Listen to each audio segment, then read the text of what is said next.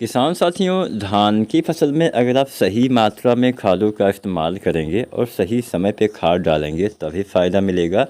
आज की वीडियो का विषय है कि जो हमारी धान की किस्में थोड़ा जल्दी तैयार होती हैं, यानी जो धान की किस्में 120 दिन या इससे कम दिन में तैयार होती हैं, उन धान की किस्मों में कितनी मात्रा में कौन कौन सी खादों का इस्तेमाल कब कब करना चाहिए, रोपाई से कटाई तक संपूर्ण जानकारी आपको मिलने वाली है।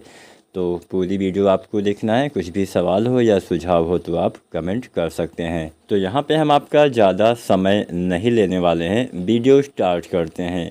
वीडियो शुरू करने से पहले कुछ बातें आपको याद रखना है कि ये जो हम खाद की मात्रा बताएंगे ये प्रति एकड़ के हिसाब से बताएंगे, यानी इतना खाद 1 एकड़ खेत के हिसाब से आपको प्रयोग करना है। और ये जो खाद की मात्रा हम बताएंगे वो हाइब्रिड धान की वैरायटियों के बारे में बताएंगे। अगर आप हाइब्रिड धान लगाते हैं तो उस वैरायटी में आपको इतनी मात्रा में खाद डालना है। अगर आप देसी धान लगाते हैं तो जो हम मात्रा बताएंगे उसकी आधी मात्रा इस्तेमाल करना है। मान लीजिए हमने बोला कि आपको यूरिया 20 किलो इस्तेमाल करना है, तो देसी वाली वैरायटी में 10 किलो इस्तेमाल करना है। तो चलिए ज़्यादा टाइम नहीं लेते हैं, 2-3 फार्मूले आपको बताएंगे। अब कई बार ऐसा होता है कि हम डीएपी नहीं डाल पाते हैं, एनपीके डालते हैं, कई बार सिंगल सुपर फास्फेट डालते हैं।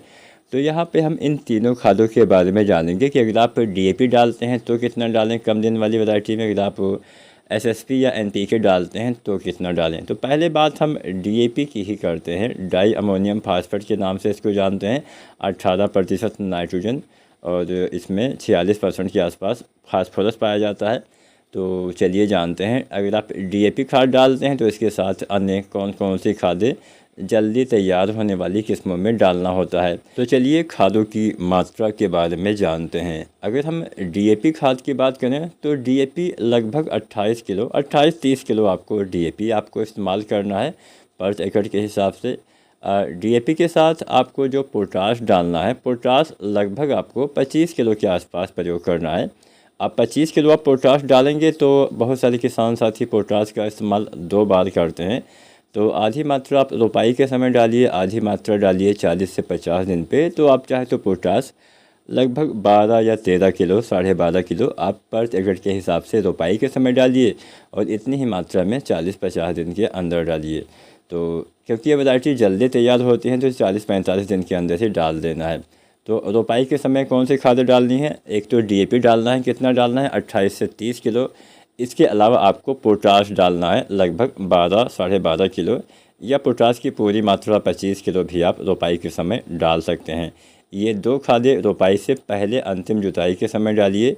यूरिया आपको इस समय नहीं डालना है, यूरिया रोपाई के 1 सप्ताह के अंदर डालना है। आप चाहें तो डाल सकते हैं यूरिया, लेकिन क्योंकि डीएपी में भी नाइट्रोजन होता है तो पहले यूरिया अगर आप 1 सप्ताह तक डालेंगे तो वो और ज़्यादा काम कर पाएगी। क्योंकि ज़्यादा पानी में नाइट्रोजन अगर आप प्रयोग करते हैं यूरिया तो थोड़ा सा दिक्कत हो जाती है, अच्छे से काम नहीं कर पाती है। फिलहाल 2 खादें रोपाई के समय डीएपी और पोटाश डालिए, यूरिया 1 सप्ताह के भीतर डालिए। तो यूरिया की बात की जाए तो लगभग 16 किलो यूरिया आपको रोपाई के समय या रोपाई से 1 सप्ताह के अंदर, अगर आप डीएपी खाद का इस्तेमाल करते हैं तो इतनी मात्रा में आपको यूरिया पहली बार डालना होता है। और जो आप दूसरी बार यूरिया डालेंगे, यूरिया धान में कुल 3 बार डालना है। पहली बार रोपाई या रोपाई के 1 सप्ताह के अंदर, दूसरी बार अगर आपकी वैरायटी कम दिन में तैयार होती है तो 25 दिन के आसपास लगभग आपको 30 किलो यूरिया डालना है। और अंतिम यूरिया रोपाई के 40 से 45 दिन पे लगभग 30 किलो के आसपास फिर से डालना है।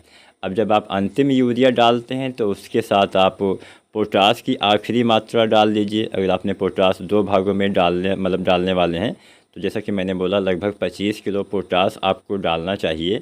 तो 12.5 किलो रोपाई के समय जब आप डीएपी डालें तब डाल दीजिए, और 12.5 किलो आप लगभग 12-13 किलो मान सकते हैं आप रोपाई के 40-45 दिन पर यूरिया के साथ जब आप अंतिम यूरिया डालते हैं तब डाल दीजिए। अगर हम जिंक की बात करें तो जिंक की पूर्ति भी करनी पड़ती है। तो रोपाई के समय हमें जिंक नहीं डालना है क्योंकि हम डीएपी डालेंगे जिसमें फास्फोरस होता है। तो रोपाई के 25 दिन के बाद जब आप यूरिया डालते हैं तो उसी यूरिया के साथ जो जिंक आती है, जिंक सल्फेट 33% वाली, लगभग 5 किलो के आसपास, या 21% वाली जिंक सल्फेट लगभग 8 किलो के आसपास प्रयोग करना चाहिए। तो हमने लगभग सभी खादों के बारे में, डीएपी के साथ वाली खादों के बारे में आपको बता दिया। मैं फिर से एक बार जल्दी से रिपीट कर देता हूँ। डीएपी रोपाई से पहले अंतिम जुताई के समय डालना है 28 से 30 किलो, और पोटास आपको लगभग 12-13 किलो के आसपास, यानी 12.5-13 किलो के आसपास डालना है। रोपाई से पहले डीएपी के साथ आपको डीएपी और पोटास 2 चीज़ें डालनी है। यूरिया 1 सप्ताह के अंदर 16 किलो। इसके बाद रोपाई के 25 दिन पे यूरिया 30 किलो। जिंक आपको डालना है 33% वाला 5 या 21% वाला 8 किलो, और रोपाई के 40-45 दिन पे यूरिया 30 किलो, और पोटास की बची हुई आधी मात्रा लगभग 12-13 किलो आपको इस्तेमाल करना है। तो डीएपी वाला फार्मूला आपने जान लिया। अब बात करते हैं एनपीके। वैसे तो एनपीके बहुत तरह से आते हैं, लेकिन यहाँ पे हम जो सबसे ज़्यादा एनपीके यूज़ किया जाता है एनपीके 12-32-16, उसके बारे में बात करते हैं। एनपीके 12-32-16 में क्या होता है? 12% नाइट्रोजन, 32% फास्फोरस, 16% इसमें पोटेशियम यानी पोटास की मात्रा पाई जाती है।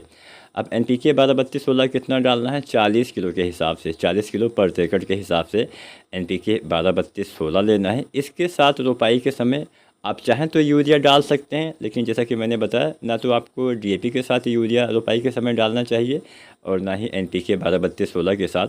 आप इसके साथ भी यूरिया जो डालेंगे 1 सप्ताह के आसपास, रोपाई के 1 सप्ताह के आसपास यूरिया लगभग 16 किलो आप प्रयोग करिए।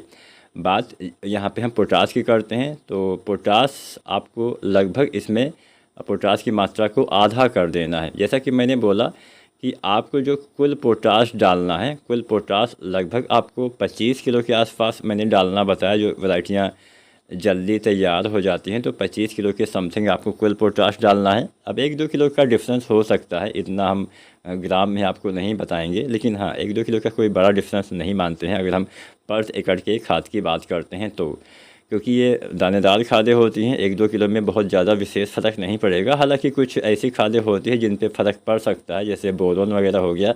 बोरोन आपको बहुत कम मात्रा में ही प्रयोग करना होता है, लेकिन मिट्टी में डालते हैं तो भी 100-200 ग्राम से फ़र्क नहीं पड़ेगा, लेकिन स्प्रे करते हैं तो पड़ेगा फ़र्क। तो यहाँ पे पोटास जैसा कि मैंने बताया आधी मात्रा डालना है, तो लगभग 12.5-13 किलो पोटास आपको रोपाई के समय, क्योंकि हम एनपीके डालेंगे जिसमें 16% पोटास है, तो रोपाई के 40-45 दिन पे आपको पोटास 12-13 किलो डालना है। चलिए पूरा फार्मूला जान लेते हैं फिर से। एनपीके 12-32-16 रोपाई के समय 40 किलो, रोपाई के 1 सप्ताह तक आपको यूरिया 16 किलो डालना है। रोपाई के बाद 25 दिन के आसपास यूरिया 30 किलो, और जिंक 33% वाला 5 किलो या 21% वाला 8 किलो के आसपास डालिएगा।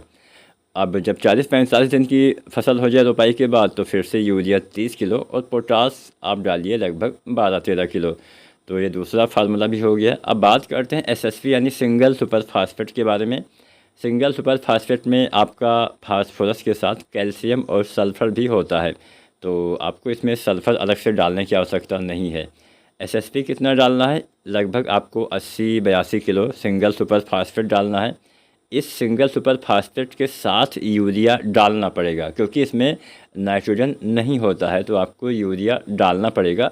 अब आप ऐसा कर सकते हैं कि यहाँ पे जो यूरिया आप डालेंगे लगभग 30 किलो के आसपास, 30-35 किलो आप यूरिया डालेंगे। कम दिन वाली वैरायटी है तो 30 किलो पर्याप्त रहेगा।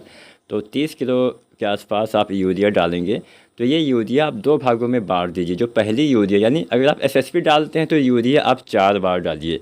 पहली बार रोपाई के समय 15 किलो यूरिया डालिए। दूसरी बार रोपाई के 1 सप्ताह के आसपास, या मतलब 2-4 दिन आगे पीछे चल जाएगा, 1 सप्ताह हम बोल देते हैं, तो आपको फिर से लगभग 15 किलो यूरिया डालना है 1 सप्ताह के आसपास। फिर रोपाई के 25 दिन पे 30 किलो यूरिया, और रोपाई के 45 दिन पे 30 किलो यूरिया आपको डालना चाहिए। पोटास की बात करें तो पोटास 25 किलो ही आपको डालना है। आधी मात्रा रोपाई के समय, आधी मात्रा 40 से 45 दिन के आसपास आपको डालना है। अब रोपाई के 25 दिन पे आपको यूरिया के साथ जिंक सल्फेट का इस्तेमाल करना है। जिंक 33% वाली 5 किलो और या 21% वाली लगभग 8 किलो इस्तेमाल करेंगे। तो सिंगल सुपर फास्फेट के साथ भी हमने लगभग सभी खादों के बारे में बताया। यूरिया आपको जो है यहाँ पे 4 बार इस्तेमाल करना है। जो पहली यूरिया आप डालेंगे 30 किलो, पहले अगर आप एसएसपी डालते हैं तो भी 30 किलो यूरिया पहली बार डालना है, तो उसकी आधी मात्रा रोपाई के समय कर देना है, आधी मात्रा 1 सप्ताह तक। क्योंकि जब बहुत ज़्यादा पानी भरा होता है तो उस समय यूरिया थोड़ा ज़्यादा काम नहीं कर पाती है, लेकिन हाँ शुरुआत में भी पौधे को नाइट्रोजन देना चाहिए, इसीलिए यूरिया खाद का इस्तेमाल आपको करना चाहिए। तो उम्मीद करते हैं आज की वीडियो, आज की जानकारी आपको अच्छी लगी होगी, आपको पसंद आई होगी किसान साथियों। मैं फिर से आपको बताते चलूँ, ये हाइब्रिड धान की वैरायटियों में आपको इस्तेमाल करना है और पर एकड़ के हिसाब से इस्तेमाल करना है। रोपाई के मतलब 120 दिन से कम दिन वाली वैरायटी में आपको इस्तेमाल करना है। अगर आप सीधी बिजाई करते हैं तो भी इतने ही मात्रा में खादों का इस्तेमाल करना है। बस खाद डालने की अवधि आपको थोड़ा सा बढ़ा देनी है, 10 दिन के आसपास आपको आगे कर देना है। जो हमने बताया 25 दिन पे, वो आप 35 दिन पे डालें। जो हमने 45 दिन पे बताया, वो आप 55 दिन पे डालेंगे। इसके अलावा किसान साथियों, देसी धान की वैरायटियों में जो हमने हाइब्रिड धान वाली खाद बताई है, उसकी आधी मात्रा इस्तेमाल करना है और रोपाई के समय जिंक नहीं डालना है। तो इस तरह से आप भी धान में खाद डाल के बढ़िया उत्पादन ले सकते हैं।